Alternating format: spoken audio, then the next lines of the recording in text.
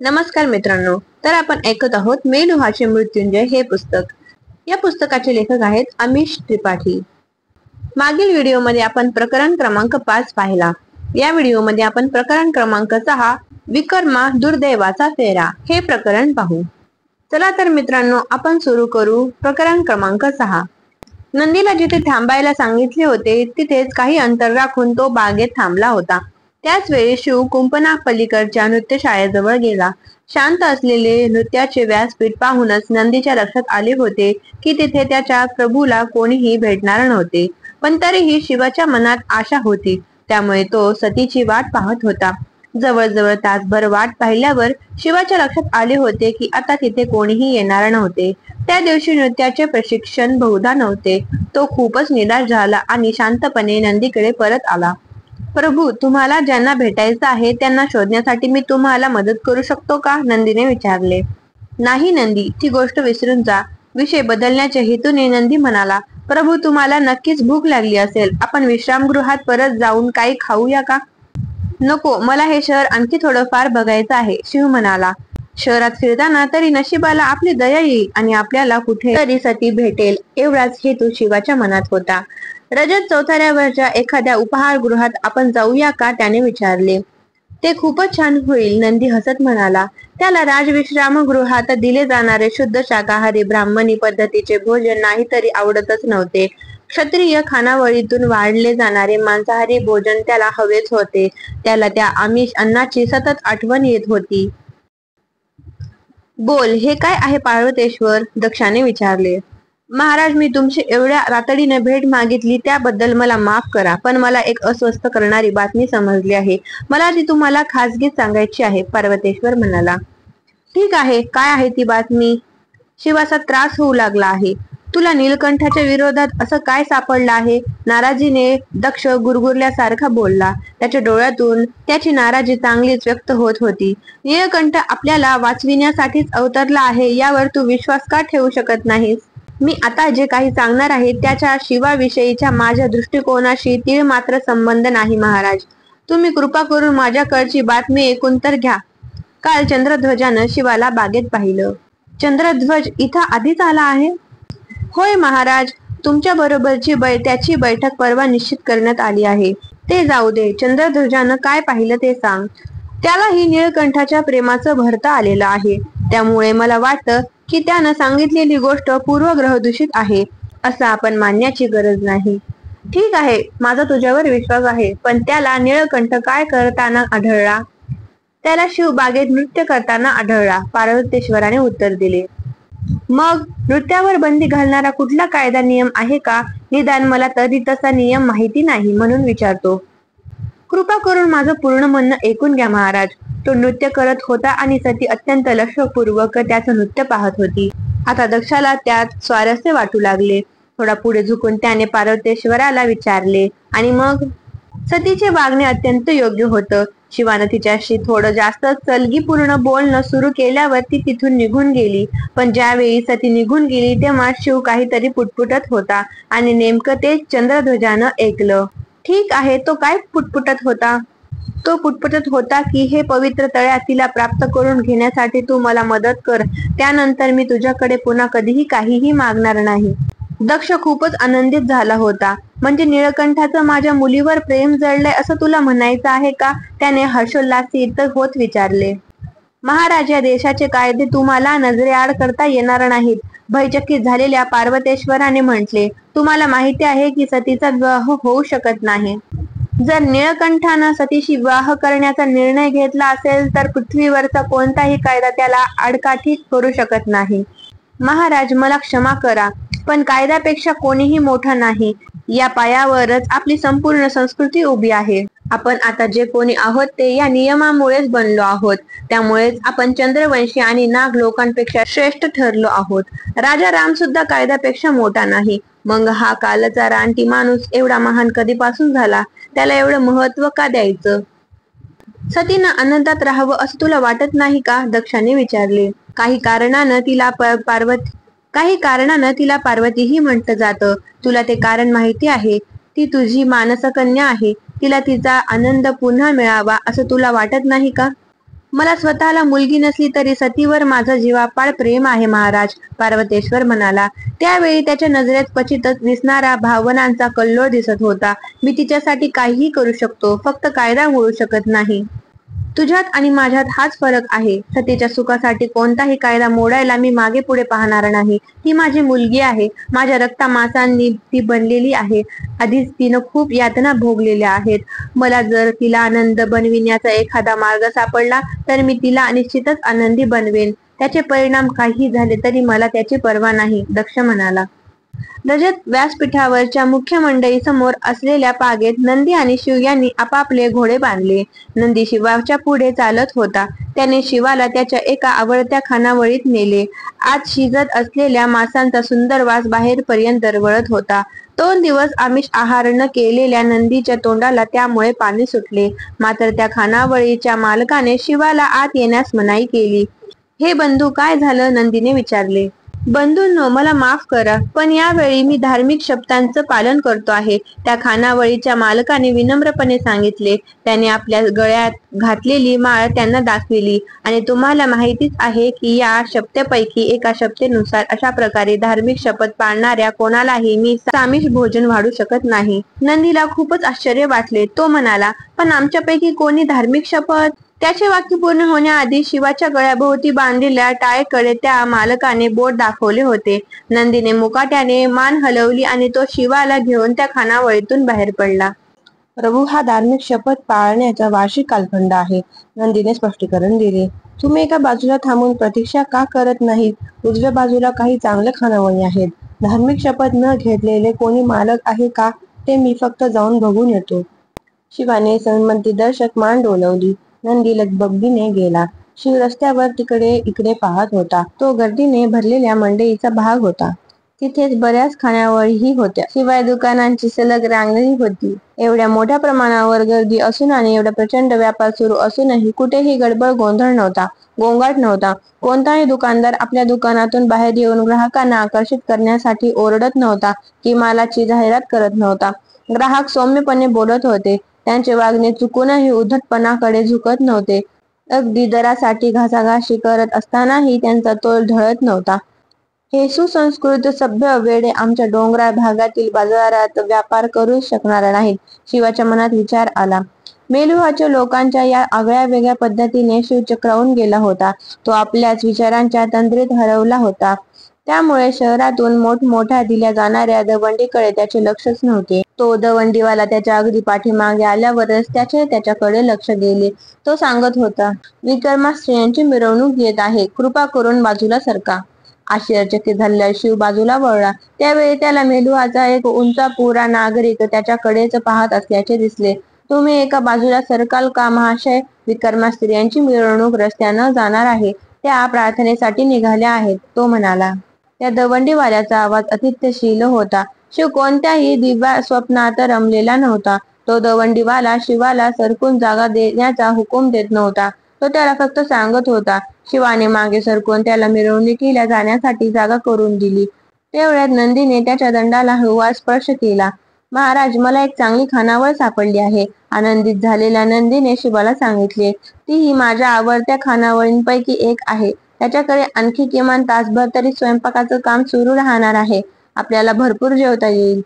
शिव जोरात हसला. तो म्हणाला, इतक्या मोठ्या बाजाराच्या ठिकाणी फक्त एकाच खानावळीतील तुला तृप्त करण्या एवढं अन्न मिळू शकतं, ही खरं तर मोठ्याच आश्चर्याची बाब आहे. शिवाने नंदीच्या पाठीवर थाप मारली आणि मग नंदीही जोरजोरात हसू लागला. ते दोघेही वळले आणि त्या गल्लीतून चालू लागले. त्यावेळी शिवाने त्याला विचारले, कोण आहे या विक्रमा स्त्रिया? विक्रमा लोक प्रभू, नंदी म्हणाला. त्याने दीर्घ श्वास घेतला. पूर्वजन्मातील पापासाठी या लोकांना या जन्मात शिक्षा दिली गेलेली असते. त्यामुळे त्यांना या जीवनात आत्मसन्मान बाजूला ठेवूनच जगावं लागतं आणि जी शिक्षा मिळाली असेल ती हसत हसत आनंदानंच भोगावी लागते. पूर्वजन्मीच्या पापांतून मुक्ती मिळविण्याचा तेवढा एकच मार्ग त्यांच्याकडे असतो. पुरुष आणि स्त्रिया यांच्यासाठी प्रायश्चित्ताच्या वेगवेगळ्या पद्धती असतात. आता रस्त्यावरून विक्रमा स्त्रियांची मिरवणूक निघाली होती. आपण सरळ निघून आलो, पण त्या करत असलेली पूजा हाही त्यांच्या शिक्षेचाच एक भाग असतो का? होय प्रभू, विक्रमा स्त्रियांना अनेक नियम पाळावे लागतात. त्यांना अग्निदेवाची दर महिन्याला पूजा करावी लागते. त्यानं त्यांच्या पापांसाठी त्यांना क्षमा करावी म्हणून त्या ही पूजा करतात. अग्निदेव हा पवित्र देव आहे. तो सर्वांना शुद्ध करतो. एका विशिष्ट पद्धतीनंच ही पूजा केली जाते. त्यांना विवाहाची अनुमती नसते, कारण आपल्या दुर्दैवामुळे त्या दुसऱ्यांच्या आयुष्यातही विष घालवू शकतात. त्यांच्याशी नातं नसलेल्या किंवा कर्तव्य भावनेतून ज्याचं काही करावं लागत नाही अशा कोणत्याही पुरुषाला स्पर्श करण्याची त्यांना अनुज्ञा नसते. याशिवाय अशा अनेक अटी त्यांना घातलेल्या असतात. मलाही त्या सगळ्यांची पुरेशी माहिती नाही.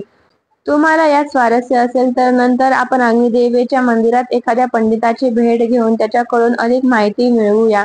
तो तुम्हाला या विकर्मा लोकांविषयी सारी माहिती सांगेल. नाही, मला आता लगेच कोणत्याही पंडिताची भेट घेण्यात स्वारस्य नाही, शिवस्मित हसत म्हणाला.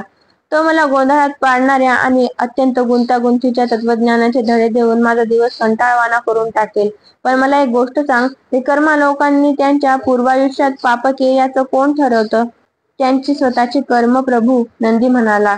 त्यावेळी ते अगदी स्पष्ट आणि सरळ असल्याचे त्याची नजर शिवाला सांगत होती. उदाहरणार्थ, एखाद्या स्त्रीनं एखाद्या मृत बालकाला जन्म दिला तर पूर्वजन्मात तिनं भयंकर पाप केलेलं असल्याशिवाय तिला असली शिक्षा का बरं दिली जाईल? किंवा एखाद्या पुरुषाला एखादा असाध्य आजार जडला आणि त्याला अर्धांगवायू झाला तर पूर्वजन्मातील भयानक कर्माशिवाय विश्वनियंता त्याला अशा प्रकारची शिक्षा का बरं देईल? हे सगळं मला विचित्र आणि गूढ वाटतंय. एखाद्या स्त्रीनं जर गर्भारपणात योग्य काळजी घेतली नाही तर ती मृत बालकाला जन्म देऊ शकते किंवा कदाचित तो एखाद्या आजाराचा दुष्परिणामही असू शकतो. त्यावरून तिच्या पूर्वजन्मातील पापांसाठी तिला शिक्षा केली पाहिजे असं एखादा कसं काय ठरवू शकतो? शिवाने विचारले. शिवाचे मत ऐकून नंदीला धक्काच बसला. यावर काय प्रतिक्रिया द्यावी हे त्याला कळतच नव्हते. आपली कर्मे आपल्याला कित्येक जन्म फळे देत राहतात यावर त्याचा विश्वास होता. तो मेलुहाचा रहिवासी होता आणि त्यामुळे या सर्व गोष्टी तो मानत होता. तो हळूच पुटपुटला, प्रभू, हा इथला कायदाच आहे. ठीक आहे, पण अगदी प्रामाणिकपणे सांगायचं झालं तर मला हा कायदा अन्यायकारक वाटतो. मेलुहामधील एवढी मूलभूत संकल्पनाही शिवाला समजली असे वाटून नंदीचा चेहरा चांगलाच उतरला होता. पण तरीही शिवाने जे म्हटले त्याला विरोध दर्शविण्याची त्याला भीती वाटत होती. कारण काहीही झाले तरी शिव हा त्याचा प्रभू होता. नंदी दुर्मुखलेला पाहून शिवाने त्याच्या पाठीवर प्रेमाने थोपटले आणि तो म्हणाला, नंदी, हे माझं मत आहे. हा कायदा जर तुमच्या लोकांमध्ये वापरला जात असेल तर मला खात्री आहे की त्यामागे काहीतरी कारणमीमांसा असणारच. तुमचा समाज मला काही वेळा विचित्र वाटतो, पण तरीही मी आजपर्यंत ज्या ज्या लोकांना भेटलो त्यांच्या तुलनेत मेलुहाचे लोक खरोखरच अत्यंत प्रामाणिक, सभ्य आणि सुसंस्कृत आहेत. नंदीच्या चेहऱ्यावर त्याचे मावळलेले हसू पुन्हा एकदा प्रकट झाले. त्याचबरोबर त्याच्या समोर उद्भवलेल्या समस्येचीही त्याला एकदमच जाणीव झाली. होय, त्याला कडकडून भूक लागली होती. एखाद्या मोहिमेवर निघालेल्या माणसासारखा तो भराभरा त्या खानावळीत शिरला. त्याच वेळी हळूच काहीसा खिदळत शिवही त्याच्या पाठोपाठ आत गेला. मुख्य रस्त्यापासून थोड्याच अंतरावर असलेल्या त्या रस्त्यावरून विकर्मा स्त्रियांची मिरवणूक शांतपणे निघाली होती. पवित्र निळ्या रंगाची अंगवस्त्रे त्यांनी अंगावर घेतली होती. त्यांच्या माना खाली झुकलेल्या होत्या आणि त्यांच्या हातात पूजेची तबके होती. पूजेच्या साहित्याने आणि अग्निदेवाच्या प्रसादाच्या पदार्थांनी त्यांची तबके भरून गेली होती. त्या करुणास्पद स्त्रिया रस्त्यावरून जात असताना नेहमी शांत असलेल्या त्या मंडळीत आता तर स्मशान शांतता पसरली होती.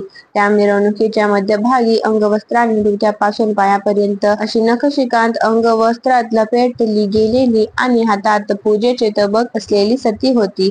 तिचा चेहरा म्लान होता. ती एक आत्मसन्मान गमावलेली, खिन्न मनस्थितीतील स्त्री दिसत होती. शिवाने मात्र तिला पाहिले नव्हते. मग महाराज, आपण काल कुठपर्यंत आलो होतो? दक्षाने विचारले. दुसऱ्या दिवशी सकाळी शिव आणि नंदी दक्षाच्या खाजगी कक्षात बसले होते. तिथे आदल्या दिवशीप्रमाणे चर्चा सुरू होणार होती. रामानं घडवून आणलेल्या बदलांविषयी आपण बोलत होतो महाराज. त्यानं नियम झुगारून देणाऱ्या ब्राह्मणांना कसं नेस्ताभूत केलं त्याविषयीही तुम्ही सांगत होतात, शिव म्हणाला. हा, बरोबर आहे. तर भगवान रामानं भ्रष्ट ब्राह्मणांचा पराभव केला, पण त्याच्या दृष्टीनं मुख्य समस्या खूपच खोलवर रुजलेली होती. आचारसंहिता न मानणाऱ्या काही ब्राह्मणांपुरताच हा प्रश्न मर्यादित नव्हता. व्यक्तीचं नैसर्गिक कर्म आणि समाजानं जबरदस्तीनं तिच्यावर लादलेली कामं यांच्यातील तो संघर्ष होता. महाराज, आपण काय बोलत आहात ते माझ्या लक्षात आलं नाही. आपण थोडासा विचार केला तर आपल्याला असं लक्षात येतं की त्या विश्वासघाती ब्राह्मणाचा मूळ प्रश्न काय होता. तर त्यांच्यापैकी काही ब्राह्मणांना क्षत्रिय धर्माचं पालन करून राज्य करायचं होतं. काही जणांना वैश्य धर्माचं पालन करून पैसा कमवायचा होता. आपलं आयुष्य ऐशारामात घालविण्याची त्यांची इच्छा होती. पण त्यांच्या जन्मामुळे त्यांना ब्राह्मण म्हणूनच काम करणं भाग पडत होतं. पण मला वाटतं की ब्रह्मदेवाने स्पर्धा परीक्षेच्या प्रक्रियेतून लोकांनी ब्राह्मण धर्म स्वीकारावा असा दंड घालून दिला होता. शिव म्हणाला. होय, ते खरं आहे, पण कालौघात निवड प्रक्रियेतील न्यायपणा रसातळाला गेला. त्यानंतर ब्राह्मणांची मुलं ब्राह्मण बनू लागली, क्षत्रियांची मुलं क्षत्रिय बनू लागली. चारही वर्ण हे त्यानंतर जन्मानुसार ठरू लागले. मग औपचारिक निवड यंत्रणा बंदच पडली. त्यामुळे आपल्या जातीचे स्रोत आणि पाठबळ आपल्या मुलाला देण्यास पिता उत्सुक बनू लागला. त्यामुळे जाती व्यवस्था अत्यंत कर्मठ बनून गेली. याचा अर्थ शूद्रा घरी जन्मलेला एखादा मुलगा ब्राह्मण होण्याच्या क्षमतेचा असला तरी निव्वळ त्याच्या जन्मामुळे त्याला ब्राह्मण बनता येत नव्हतं. त्याला ब्राह्मण बनण्याची संधीच नाकारली जात होती. शिवाने विचारले. होय शिवा, पार्वतेश्वर म्हणाला. तो शिवाशी प्रथमच बोलत होता. शिवाच्या लक्षात आले होते की पार्वतेश्वर त्याला विशेष सन्मानाने वागवत नव्हता आणि त्याला भगवान, प्रभू किंवा महाराज यांपैकी काहीही म्हणत नव्हता. रामाच्या दृष्टीने ज्या समाजात बुद्धीवर आधारित निकषांशिवाय अन्य निकष लावले जातात ते समाज काहीही स्थैर्य प्राप्त करू शकत नाहीत. रामाच्या मते कोणत्याही व्यक्तीची जात त्याच्या कर्मावरून ठरवली जाणंच योग्य होतं, त्याच्या जन्मावरून किंवा लिंगावरून नाही. इतर कोणत्याही कारणानं व्यक्तीला जोखता येत नाही. वैचारिक दृष्ट्या हे अत्यंत योग्य आहे, पण व्यवहारात तुम्ही याचा उपयोग कसा काय करून घेणार? शिवाने विचारले. एखाद्या मुलाचा जन्म ब्राह्मण कुटुंबात झाला तर त्याला मिळणारे विविध प्रकारचे स्रोत आणि त्याच्या वाढीसाठी उपलब्ध असलेलं वातावरण एखाद्या शूद्राच्या घरच्या वातावरणापेक्षा आणि स्रोतांपेक्षा भिन्न असणार. त्यामुळे शूद्र मुलापेक्षा कमी बुद्धिमान असलेलं ब्राह्मण घरात जन्मलेलं मूल ब्राह्मण म्हणूनच मोठं होईल. अशा वेळी शूद्र कुटुंबात वाढणाऱ्या त्या बुद्धिमान मुलावर त्यामुळे अन्यायच होणार नाही का? या सगळ्या यंत्रणेत बुद्धीचा कुठं समावेश होतो? हीच तर भगवान रामाच्या बुद्धिमत्तेची कसोटी होती. शिवा, पार्वतेश्वर स्मित हास्य करत म्हणाला. भगवान रामानं केलेली सर्वात मोठी गोष्ट म्हणजे त्यानं सोमरस सर्वांसाठी उपलब्ध करून दिला. त्याचा परिणाम म्हणजे जगातील सर्व लोकांमध्ये मेलुहाचे लोक अत्यंत हुशार आणि कर्तबगार झाले. सोमरसाच्या प्राशनामुळेच एक गुणी आणि जवळजवळ परिपूर्ण समाज निर्माण करण्यात आम्ही यशस्वी ठरलो आहोत. आपलं संभाषण काही काळ थांबविण्यासाठी मी आपली क्षमा मागतो महाराज, असे म्हणून पार्वतेश्वराकडे वळून शिव म्हणाला. पण प्रभू रामानं यासाठी कोणती यंत्रणा उभारली होती?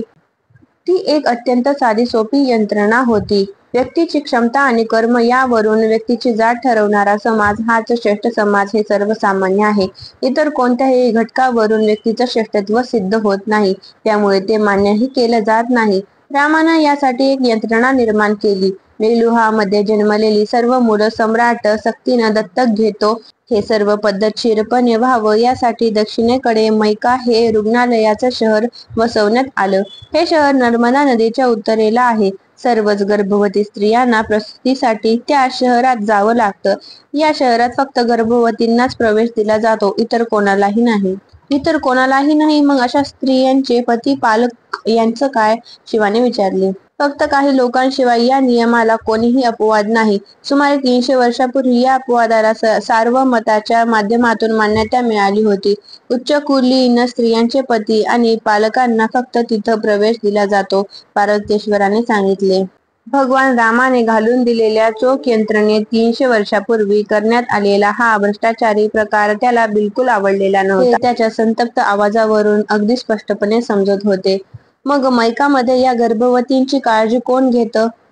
तिथं अनेक रुग्णालय आहेत. त्या रुग्णालयातील कर्मचारी आणि वैद्य त्याची देखभाल करतात. त्यांना त्यांसाठी पूर्ण प्रशिक्षण देण्यात आलं आहे, असे सांगून पार्वतेश्वर पुढे म्हणाला. मुलाचा किंवा मुलीचा जन्म झाला की त्या नवजात अर्भकाला काही आठवडे आरोग्यविषयक काळजी म्हणून मैकामध्ये ठेवून घेतलं जातं. त्यावेळी ती माता मात्र आपल्या शहरात परतते. आपल्या बाळाशिवाय? आश्चर्यचकित झालेल्या शिवाने विचारले. होय, कपाळाला थोड्याशा आठ्या घालत पार्वतेश्वर उत्तरला. जणू काही ही अगदी साधी बाब होती. त्यानंतर या मुलाला मेलुहाच्या गुरुकुलामध्ये ठेवलं जातं. मैका जवळच्या भागात हे भलं मोठं गुरुकुल बांधण्यात आलं आहे. सर्वच मुलांना समान पद्धतीचं शिक्षण दिलं जातं. साम्राज्याकडून त्यांना उपलब्ध करून देण्यात आलेल्या सर्व स्रोतांच्या मदतीने ती मुलं वाढू लागतात. त्यांचं व्यवस्थित संगोपन केलं जातं. पालक आणि त्यांची मुलं यांची नोंद ठेवली जाते का?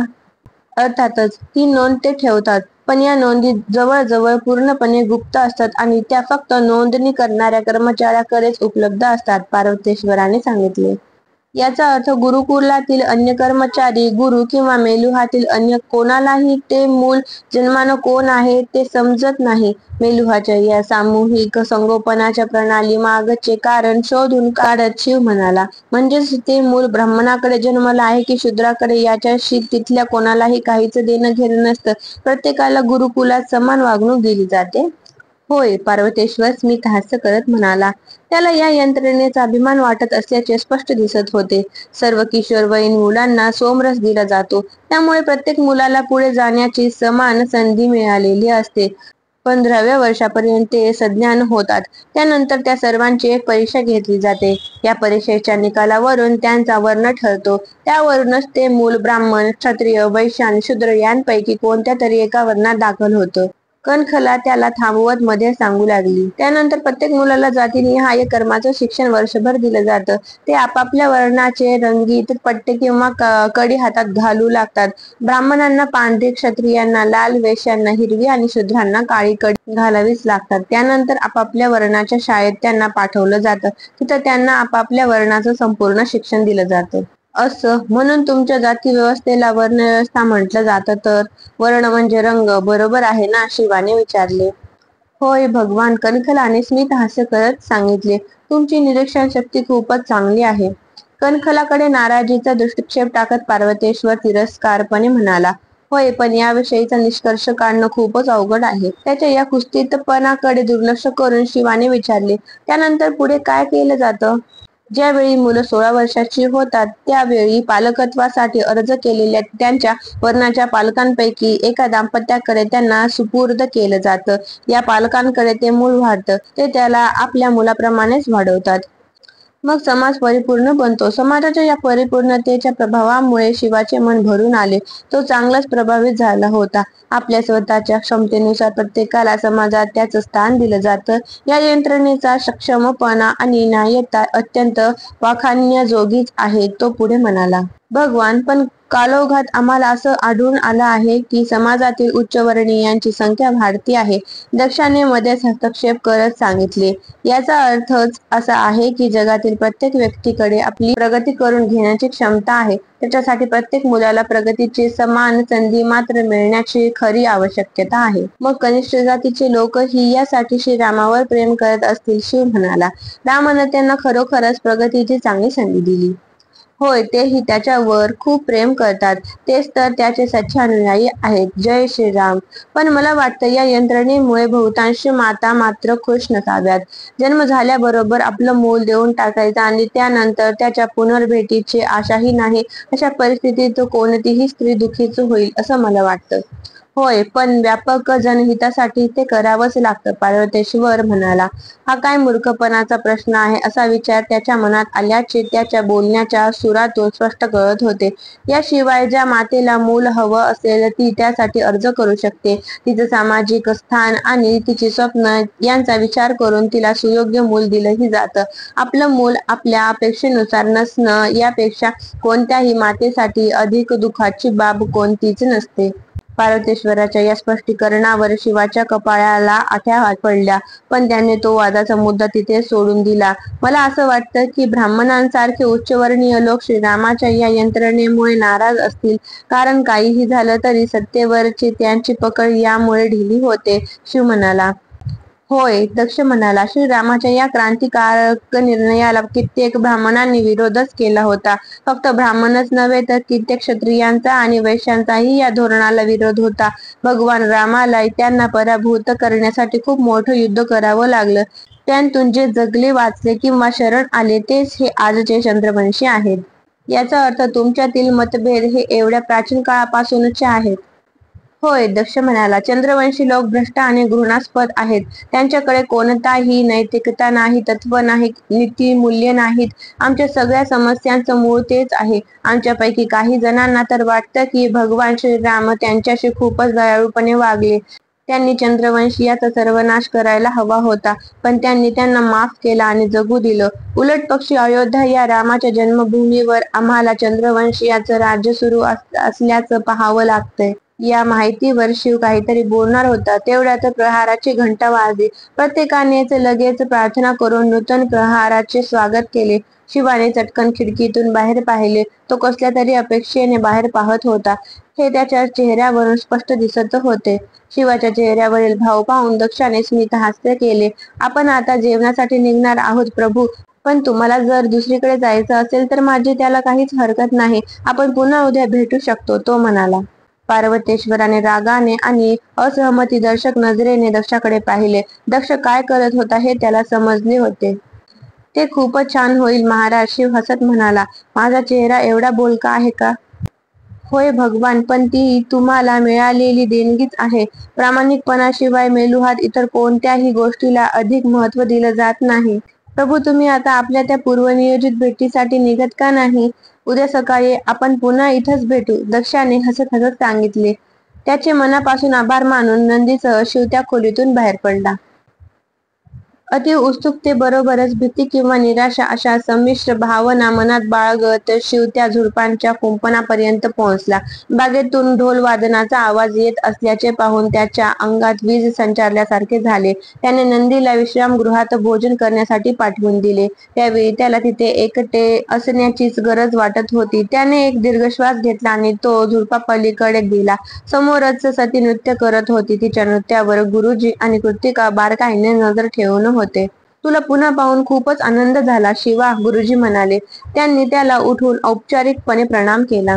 खरं तर मलाच अधिक आनंद झाला आहे गुरुजी, शिव म्हणाला आणि त्याने गुरुजींच्या पायांना स्पर्श करून त्यांना नमस्कार केला. सती काही अंतरावर शांतपणे उभी होती. तिची नजर जमिनीवर खेळलेली होती. कृतिका उत्साहाने म्हणाली, माझ्या मनातून काही केल्या तुझं नृत्य जातच नाही. शिव या स्तुतीने संकोचून गेला. तो म्हणाला, माझं नृत्य एवढं काही चांगलं नव्हतं. म्हणजे तुला माझ्याकडून आणखीही बरीच स्तुती ऐकायची आहे वाटतं, कृतिका त्याला चिडवत म्हणाली. आपण गेल्या वेळी जिथं थांबलो होतो तिथून पुन्हा सुरुवात करावी असा मी विचार करत होतो. शिव सतीकडे वळून म्हणाला, मी तुमचा गुरु बनावं किंवा तत्सम काही असावं असा विचार माझ्या मनात अजिबात आलेला नाही. मला फक्त तुम्हाला नृत्य करताना पाहायचं होतं. सतीला पुन्हा तिथून नृत्याला सुरुवात करणे खूपच अवघड वाटत होते. शिवाबरोबर बोलताना आपण कायदा मोडत असल्याची भावना तिच्या मनात का बरे निर्माण होत होती? तिला पुरुषांबरोबर बोलण्याची मुभा होती. अर्थातच ठराविक अंतर राखूनच तिने बोलणे अपेक्षित होते. पण तरीही शिवाबरोबर ते अंतर राखून बोलतानाही अपराधाची भावना तिच्या मनात का बरे निर्माण होत होती? मला जमेल तेवढं जास्तीत जास्त उत्तम नृत्य करण्याचा प्रयत्न करते, सती औपचारिकपणे म्हणाली. मी माझ्या नृत्यात कशी सुधारणा करावी याविषयीची तुमची मतं ऐकल्यामुळे माझी कला समृद्ध होईल असं मला वाटतं. मला तुमच्या नृत्य कौशल्याविषयी नितांत आदर आहे. आदर? आदर का? प्रेम का नाही? शिवाच्या मनात हा विचार चमकून गेला. शिव विनयशीलतेने हसला. त्यावेळी काही बोलणे रीतीला धरून नव्हते आणि तो तसे काही बोलला असता तर कदाचित तो क्षण बिघडला असता. सतीने एक दीर्घ श्वास घेतला आणि आपले अंगवस्त्र आपल्या कमरेभोवती गुंडाळले. त्यानंतर तिने नटराजाची भावमुद्रा धारण केली. शिवाच्या चेहऱ्यावर स्मित हास्य झळकले, कारण आता धरणीमाता तिला शक्ती प्रदान करेल असे त्याला वाटले. पृथ्वीकडून ऊर्जा घेऊन ती पुन्हा उभी राहिली. तिने नृत्याला सुरुवात केली आणि खरेच तिच्या नृत्यात चांगलीच सुधारणा झाली होती. तिच्या अंतःकरणातून भावना बाहेर पडत होत्या. ती नेहमीच तांत्रिकदृष्ट्या चांगले नृत्य करत होती, पण आता तिने नृत्याचा ध्यास घेतल्याचे दिसत होते. त्या ध्यासामुळेच तिचे नृत्य सर्व बाजूंनी फुलले होते आणि म्हणूनच ते पुढच्या पातळीपर्यंत पोहोचले होते. शिवावर पुन्हा एकदा स्वप्नमय वातावरणाने अंमल बजावायला सुरुवात केली होती. सतीच्या जादूने तो पुरता भरला गेला होता. नृत्य करत असताना तिच्या लवचिक शरीराच्या होणाऱ्या हालचालींनी त्याला मंत्रमुग्ध केले होते. काही क्षणांसाठी शिवाला वाटले की सतीला तिच्या नृत्यात साथ करण्यासाठी योग्य पुरुष फक्त तोच होता. अखेर ज्यावेळी तिने आपले नृत्य थांबवले त्यावेळी प्रेक्षकांनी उत्स्फूर्तपणे टाळ्या वाजवून तिची प्रशंसा केली. आज आजपर्यंत मी तुझे जे जे नृत्याविष्कार पाहिले होते त्या सर्वांमध्ये तुझा हा नृत्याविष्कार सर्वश्रेष्ठ होता. गुरुजी अभिमानाने म्हणाले. आभारी आहे गुरुजी, सती त्यांना वाकून नमस्कार करत म्हणाली. त्यानंतर तिने शिवाकडे अपेक्षेने पाहिले. खूपच छान, विलक्षण, शिव उद्गारला. अत्यंत उत्तम. हे सारे तुमच्यात आहे हे मी तुम्हाला सांगितलं नव्हतं का? नृत्यातील आक्रमक प्रसंगामध्ये मी कमी पडते असं मला वाटतं, सतीने आपल्या नृत्याची समीक्षा करत म्हटले. तुम्ही स्वतःच खूपच कठोर परीक्षण करता आहात, शिव मनापासून म्हणाला. ती एक किरकोळ त्रुटी होती, ती घडली. त्याचं कारण म्हणजे तुमच्या कोपरांचा एक कोना चुकीचा झाला होता. त्यामुळे तुमची पुढची हालचाल थोडीशी वेगळी झाली. शिव हळूहळू उभा राहत म्हणाला. काय झालं ते मी तुम्हाला दाखवतो, तो म्हणाला. तो झटकन सतीजवळ चालत गेला. त्याने तिच्या कोपऱ्याला स्पर्श करत अचूक कोन करून दाखवला. सती भीतीने आणि शरमेने आक्रसल्यासारखी झाली. गुरुजी आणि कृतिकेकडे खालच्या नजरेने पाहत ती धापा टाकत होती. काहीतरी भयानक घडून गेल्याचे शिवाला लगेच लक्षात आले. मला माफ करा, शिव प्रामाणिकपणे पश्चातापदग्ध होत म्हणाला. मी फक्त तुमचं कोपर कोणत्या दिशेला हवं होतं ते दाखवण्याचा प्रयत्न करत होतो. सती शिवाकडे टक लावून पाहत होती. ती निश्चलपणे उभी होती.